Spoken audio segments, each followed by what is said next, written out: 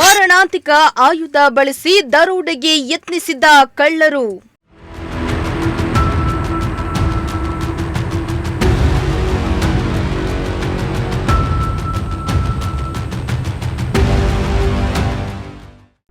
ಆರು ಮಂದಿ ಅಂತಾರಾಜ್ಯ ಕಳ್ಳರ ಹೆಡೆಮುರಿ ಕಟ್ಟಿದ್ದ ಪೊಲೀಸರು.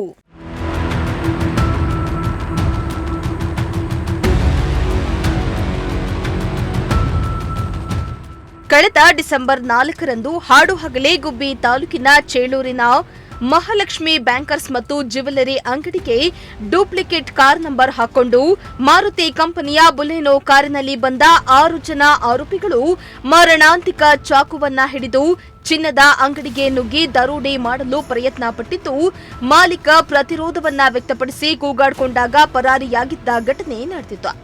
ಇದೀಗ ಖತರ್ನಾಕ್ ಕಳ್ಳರನ್ನ ಪೊಲೀಸರು ಬಂಧಿಸುವಲ್ಲಿ ಯಶಸ್ವಿಯಾಗಿದ್ದಾರೆ.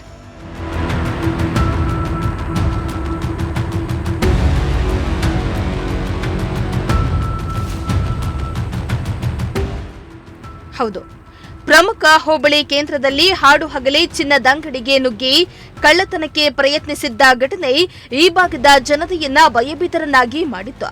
ಇದರಿಂದ ಎಚ್ಚೆತ್ತ ಪೊಲೀಸ್ ಇಲಾಖೆ ಕಳ್ಳರ ಎಡೆಮುಡಿ ಕಟ್ಟುವ ಕೆಲಸವನ್ನ ಮಾಡುತ್ತಿದ್ದಾರೆ.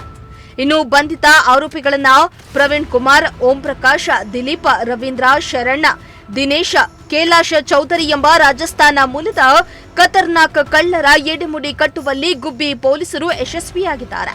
ಆರೋಪಿಗಳಿಂದ ಬಲೆನೋ ಕಾರು, ಡೂಪ್ಲಿಕೇಟ್ ನಂಬರ್ ಪ್ಲೇಟ್ಗಳು, ಚಾಕು, ಗಮ್ ಟೇಪ್ ಹಾಗೂ ಮತ್ತಿತರೆ ವಸ್ತುಗಳನ್ನು ವಶಕ್ಕೆ ಪಡೆದುಕೊಂಡಿದ್ದಾರೆ.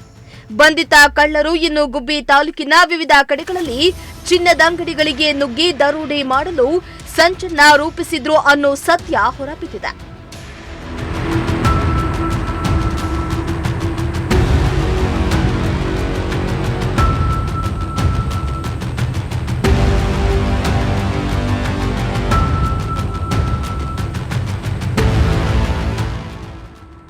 ಇನ್ನು ಆರೋಪಿಗಳನ್ನ ವಶಕ್ಕೆ ಪಡೆಯುವಲ್ಲಿ ಯಶಸ್ವಿಯಾದ ಡಿವೈಎಸ್ಪಿ ಬಿಕೆ ಶೇಖರ್ ಮಾರ್ಗಸೂಚನೆ ಮೇರೆಗೆ Gubbi circle inspector Raghavendra, Cheluru PSI Malappa, CS Pura PSI Dharmanji, ಸಿಬ್ಬಂದಿಗಳಾದ ನವೀನ್ ಕುಮಾರ್, ನಾಗಭೂಷಣ್, ಮಧುಸೂದನ್, ಜಗದೀಶ್, ಗಣೇಶ್, ತ್ಯಾಗರಾಜು, ಪದ್ಮನಾಭ, ದೀಪಕ್ ಸೇರಿದಂತೆ ಎಸ್ಪಿ ಕಚೇರಿಯ ಸಿಬ್ಬಂದಿಗಳ ಪತ್ತೆ ತಂಡವನ್ನ ಜಿಲ್ಲಾ ಪೊಲೀಸ್ ವರಿಷ್ಠಾಧಿಕಾರಿ ಕೆವಿ ಅಶೋಕ್ ಪ್ರಶಂಸಿಸಿದ್ದಾರೆ. ದೇವರಾಜು, ಪ್ರಜಾಶಕ್ತಿ ಟಿವಿ, ಗುಬ್ಬಿ.